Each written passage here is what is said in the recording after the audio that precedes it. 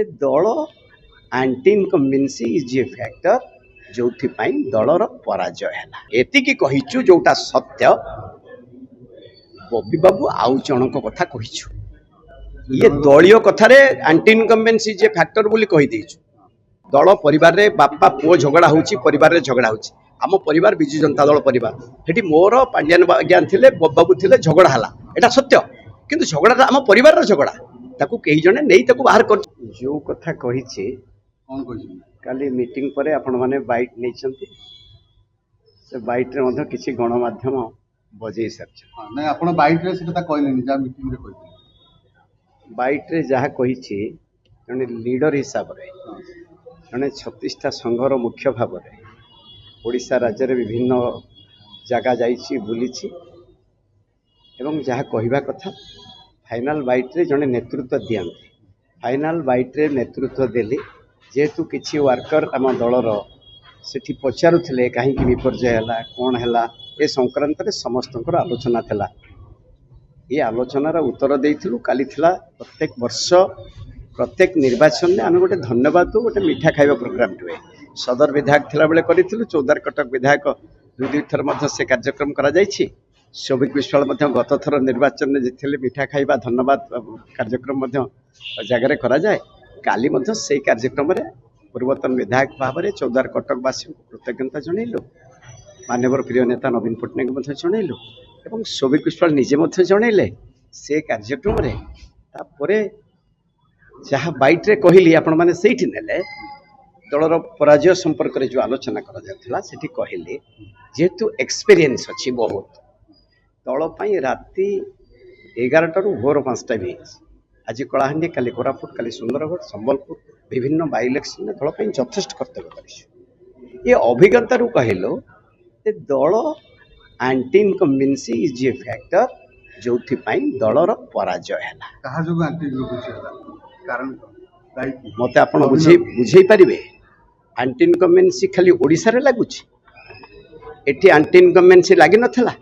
ଯେତେବେଳେ 100 କେତେ ଜଣ ଥିଲେ ଆମ ଦଳର ଥିଲେ, ଜନତା ଦଳରୁ ଥିଲେ ଏବଂ ପରେ ପରେ ପୁଣି କଂଗ୍ରେସ ଦଳ ଆସିଲା 100 କେତେ ଜଣ।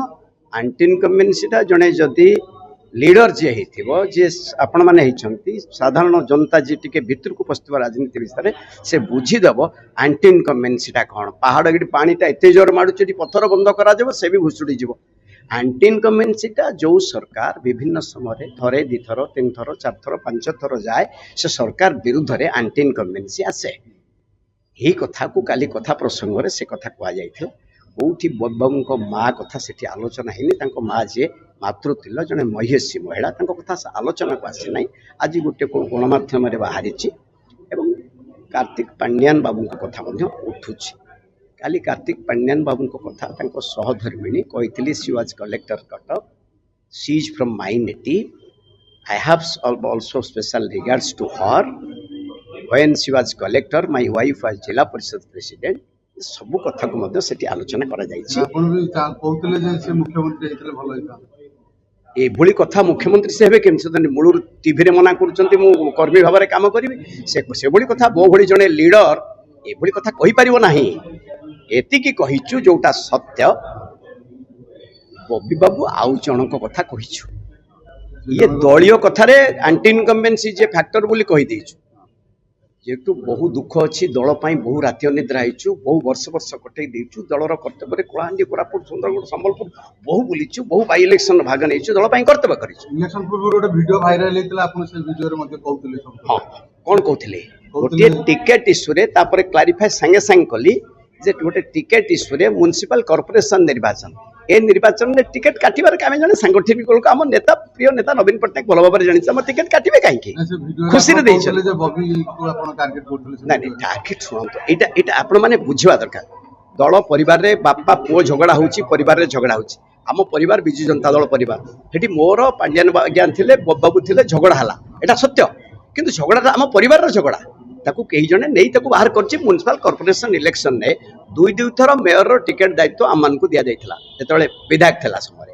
एथर दायित्व न दि जाए एथर दल निष्पत्ति नेले माननीय प्रिय नेता निष्पत्ति नेले से निष्पत्ति जिते भूल निष्पत्ति होता है आम रियाक्ट करूँ एभली निष्पत्ति या दिहबनी टिकेट ताकू दिहबनी टिकेट से जड़े वर्कर भाव गोटे दुटा कथार कहार आंटी आक्टिविटीज थिला सेठी आलोचना हला भी कार्तिक पांड्यान आज्ञा थे एम ना सीएम चाहूना आंटी आक्टिविटीज अच्छे विरक्त भाव प्रकाश करूँ से विरक्त भावटा आसी कौटी एक्सप्रेस करूँ कई जड़े नहीं बाहर ताकू भाइराल कले परिवार कथा पर अधिकार अच्छी वर्कर भाव में विजु जनता दल वर्कर भाव में अधिकार अच्छी परिवार मुख्यों आगे जोर करी कहबार मत अधिकार अच्छी पांड्यान भल अफिसर बोली भाबुछन्ति शुणु ऑफिसर तो निश्चित भाव से जड़े दक्ष ऑफिसर थे बहुत बहुत थर बारंबार कही एबे पांड्यान बाबू कौन करेंगे बाबू कौन करेंगे एटी प्रिय नेता नवीन पट्टनायक कौन करेंगे जहाँ कुठिया करले से कौन कर आंटी इनकम्बेन्सी आगे पहाड़ जदि आसुव स्व पहाड़ करदे भी भांगीदेव ये आंटी इनकम्बेन्सी पांड्यान किसी भूमिका नहीं नहीं भूमिका कथा मुझे कहूनी एटी आंटी इनकम्बेन्सी मूलरू कही सब बेले कही 5 वर्ष तलू भी कही प्रथम है बीजेपी किसी जगार कटक जिले में बीजेपी ऊपर रहा लास्ट इलेक्शन आपण मैंने देखु एमपी इलेक्शन सबू कथार जेहेतु दलर श्रृंखलित कर्मी नेतृत्व पाखे कथा आलोचना बुझे बबी बाबू को पांड्यान को आंटी इनकम्बेन्सी रोचे 100% कही विभिन्न समय आलोचना समय कही आंटी इनकम्बेन्सी जे फैक्टर गुरुत्व दियो आपण आम दलर जो मैंने नेतृत्व नौ समस्त नहीं नहीं नहीं नहीं सेमती नहीं नहीं आंटी इनकम्बेन्सी आपन को कहूँ जो लीडर आम ये सका 4 उठू राति 1 पर्यंत परिश्रम कर टू डे ये कांग्रेस लोकंर काम कर बीजेपी लोकंर काम कर डेड बॉडी जाइए रोग हो विभिन्न समस्या से सामिल होती लोक ना ये लोकटी आम कम कर जो भोट आसी आंटी इनकम्बेन्सी भोटर हार देखु क्लीयर जना पड़ी आंटी इनकम जो कि एभली किसी समस्त सहित जोगाजोग रखिंट निजे एक्टिव हो कम कर जो दल सहित रही जाइए दल जितब आम जितबू से ए प्रोब्लेम आराइज होती दैट इज आंटी इनकम्बेन्सी एकता मध्ये कहले जे आपण पर कहथिले जे बबी बाबू पांड्यान को पोस्टर मरा हला जो अभियोग करथिले से दल नहीं नहीं जोटा कहउछन्ते आपण दल हारिबा कथा कहि नाही कहिछु जे केवल माननीय मुख्यमंत्री को फोटोटी रहिबो अन्य कहा कथा एला म सजेशन थला प्रस्ताव काई रहिले कोन हां कौन भी असुविधा होता मुख्यमंत्री फोटो सहित समस्त फोटो रही था आंटी इनकम्बेन्सी का फोटो रहिबो से किसी काम दब ना जस्ट नेतृत्व पाखे कहला जे फोटोटी सीएम कर एका रही विजु बाबू रो ए कथा थला जने वर्कर भाव में कहिथिले एतरे किछि आपण कथा रहिलानी आपण किछि कहिछन जे तामिल शब्द लागि बोली पछरे सेटा खाली आपण तामिल कथा भी उठै नहीं नहीं नहीं नहीं से कथा कहि माने जो कथा कहिछि जे कार्तिक पांड्यान दल कर्तव्य कर समस्ते जाशावासी जानते अवसर नेले जड़े आईएएस अफसर अवसर नहीं आसी विजु जनता दल को सहयोग कले प्रिय नेता नवीन पट्टनायक को साहाय्य कर बैकग्राउंड पछरे काली से कथबार्ता करूँ कौटी बैट रे कथबार्ता छल किए जदि कौन कर खाली कहली जेतु लगी किसी लोक भाविले ये बोधे किसी ने से स्पष्ट कर गोटे मीटिंग आप देखिए स्पष्ट कर ए प्रकार राजनीति रे कोठी एमएलए एमपी ए कथा निर्वाचन लड़बी ना गोटे भरा सभार से कथा कहते कथा आम समस्ते जाचु जानला पर से भरा ओपन आम कही जो रोचंती भी एबे देखु विभिन्न सभा समिति एबे भी इलेक्शन सीएम रहिले से रोचंती साइड रे यही कथा कथबार्ता है बेले ये जहाँ सांबादिक बंधु मान कौए यहाँ सांबादिक मान कौए कि ऑन रेकर्ड जोटा कहवा कथा कही आंटी इनकम्बेन्सी जे फैक्टर जड़े यूनियन लीडर छत्तीस संघ अच्छी जानी आंटी इनकम्बेन्सी कौन विपर्य ये आमर होनी ओडिशा वर्ष नुहे खाली कथा यहाँ भारत वर्ष विभिन्न आंचलिक दल रही विभिन्न दल रही अभिज्ञता राजनीति आपको लगुच कि गोटे अनुशीलन हवा दरकार आलोचना हवा दरकार कहीं दल ना ना तो है ना विजु जनता दल ना ना विजु जनता दल में कमी जनता दल था बहुत बहुत समय प्रभात पुरुष विजु बाबू हारी दल मात्र 10टी सीट आनी से आंटी इनकम्बेन्सी पड़ी ये दल भल कम कर 5 थर सरकार ओडिशार जनसाधारण ପ୍ରିୟ ନେତା ନବୀନ ପଟ୍ଟନାୟକକୁ 5 ଥର ଗାଦିରେ ବସେଇଛନ୍ତି। ସାର୍ ଆପଣଙ୍କର ବହୁତ ତଥ୍ୟ ଅଛି, ଆପଣ ମୋବାଇଲ ରଖିଛନ୍ତି। କଥା ଛଳରେ କହୁଛୁ, ସେଠି ଆପଣମାନେ ଥିବେ ଶୁଣିଥିବେ, ଏ କଥା ମନ ଭିତରେ ନାହିଁ। ଏବଂ ସିଧାସଳଖ କହିବା ଯେ କର୍ମୀମାନଙ୍କୁ ଗୋଟେ ଚଡ଼କ ଦେବା ପାଇଁ କହିଥିଲେ। ଚଡ଼କ ନୁହଁ, କର୍ମୀମାନେ ବିଭିନ୍ନ ସମୟରେ ପଚାରନ୍ତି ଆପଣ କେତେବେଳେ ପୋଷାକ ପରିବର୍ତ୍ତନ କରିବେ, କ'ଣ କରିବେ। କାଲି ମଧ୍ୟ ଜୋରରେ ସେଠି ସାଉଟ୍ କରୁଥିଲେ, ମୁଁ କହିଲି ସେ ସମୟ ଆସିନି। କର୍ମୀମାନେ ତ ପଚାରିଥିବେ ଯେ କାହିଁକି ହାରିଲା ପାଣ୍ଡିଆନଙ୍କ ଯୋଉ କହିଲି କହିଥିବେ ହାରିଲା ପରେ ଆପଣଙ୍କୁ କାରଣ କହୁଛି, ଆଣ୍ଟି ଇନକମ୍ବେନ୍ସି। ସେଟା ସିନା ଆମକୁ ଏଠି ବବି କ'ଣ କରି ଦଳ ପାଇଁ ବହୁତ ରାତି ଚୋର ଯାଇଛି, କାହା ପାଖକୁ କରୁଥିଲେ?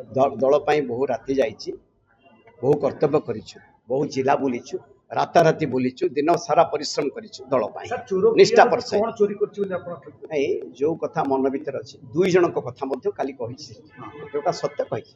ଏଇଟା ମୋର ବ୍ୟକ୍ତିଗତ କଥା, ସବୁ କଥାକୁ ପ୍ରକାଶ କରିହେବନି। କାଲି ମଧ୍ୟ ଓପନଲି ମିଟିଂରେ କହୁଥାଏ, ଆଜି ବି କହୁଛି ବାଇଟ୍ରେ, ଯେହେତୁ ଆପଣ ପଚାରୁଛନ୍ତି ସେ କଥା ଓପନ୍ କରିହେବ ନାହିଁ। ଅପରେସନ କଥା ମଧ୍ୟ ଉଠେଇଥିଲେ।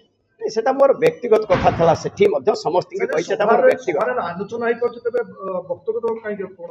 ଯେହେତୁ ମୋ ୱାର୍କର ମାନେ ବିଭିନ୍ନ ସମୟରେ ବିଭିନ୍ନ କଥା ପଚାରୁଛନ୍ତି, ୱାର୍କର ମାନଙ୍କୁ ଆଗରେ କଥା ରଖିଛି, ତେଣୁ ଆପଣମାନଙ୍କ ପାଖରେ ସେ କଥା ନାହିଁ।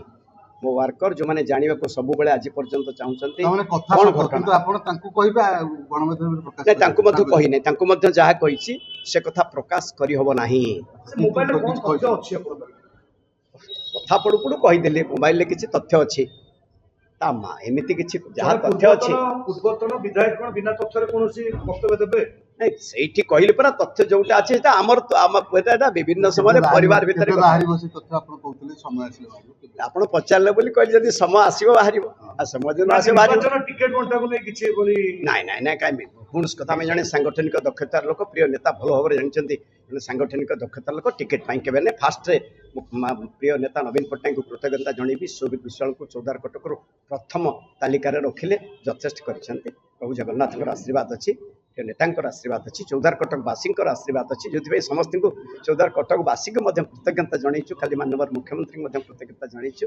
ସୌଭିକ ବିଶ୍ୱାଳ ମଧ୍ୟ ସମସ୍ତଙ୍କୁ ମୁଖ୍ୟମନ୍ତ୍ରୀ ପ୍ରଭୁ ଜଗନ୍ନାଥଙ୍କ ପାଖରେ କୋଟି କୋଟି ପ୍ରଣାମ ଜଣାଉଛି। ଯଥେଷ୍ଟ ଏଇ ଯୋଉ ଫ୍ଲୋରେ ଅନ୍ତତଃ 17,924ରେ ଜୟଯୁକ୍ତ କରିଛନ୍ତି। ସାର୍ କର୍ମୀମାନଙ୍କୁ ଯେତେବେଳେ ଆପଣ ନିଜକୁ ନିଜ ସବୁ ବିକ୍ରି କରିଦେଇଛି, ଯିଏ ଲେଖୁଛନ୍ତି ସେ ସବୁ କଥା ଠିକ ଲେଖିବେ। ହଁ। ଯେତିକି ମୋର ବାପା ଅର୍ଜିତ ଆପଣ ସମ୍ପତ୍ତି ସବୁ ବିକ୍ରି ଆପଣ କରିଛି। କହିଲେ ଯେ ଯାହା ପାଖରେ ପଇସା ଅଛି ସେ ନିର୍ବାଚନ ଲଢନ୍ତୁ। ସତ କଥା କହିଛି, ଆଜିକାଲି ପଇସା ନଥିଲେ ନିର୍ବାଚନରେ ଭାଗ ନେଇ ହବ ନାହିଁ। ମୁଁ ଆମ ୱାର୍କର ମାନଙ୍କୁ କହିଛି, ଯେଉଁମାନଙ୍କ ପାଖରେ ସୋର୍ସ ଅଛି, ସେ ସବୁ ଭଲ ବ୍ୟକ୍ତିତ୍ୱ, ନିର୍ମଳ ବ୍ୟକ୍ତିତ୍ୱ, କୌଣସି ପ୍ରକାର ଭୁଲ ନଥିବ, ସେଭଳି ବ୍ୟକ୍ତିତ୍ୱ ଯେଉଁମାନଙ୍କ ପାଖରେ, କାଲି ସକାଳେ ଆମେ ରାଜନୀତିରେ ରହୁ କି ନ ରହୁ, ଯିଏ ରହିବ ଅନ୍ତତଃ ସେଭଳି ବ୍ୟକ୍ତିତ୍ୱ, ଯେଉଁ କର୍ପୋରେସନ, ମ୍ୟୁନିସିପାଲିଟି, ସରପଞ୍ଚ, ସମିତି ସେବକ, ସେଇମାନଙ୍କୁ ଏ ବାର୍ତ୍ତା ଦେଲୁ ଯେ ଅନ୍ତତଃ ଯଦି କିଛି ଅର୍ଥ ଯିଏ ରୋଜଗାର କରିଥିବ ଠିକ ଭାବରେ, ସେଇମାନେ ଅନ୍ତତଃ ପଲିଟିକ୍ସକୁ ଆସିକି ସେବା ମନୋବୃତ୍ତି ନେଇ କାମ କରନ୍ତି।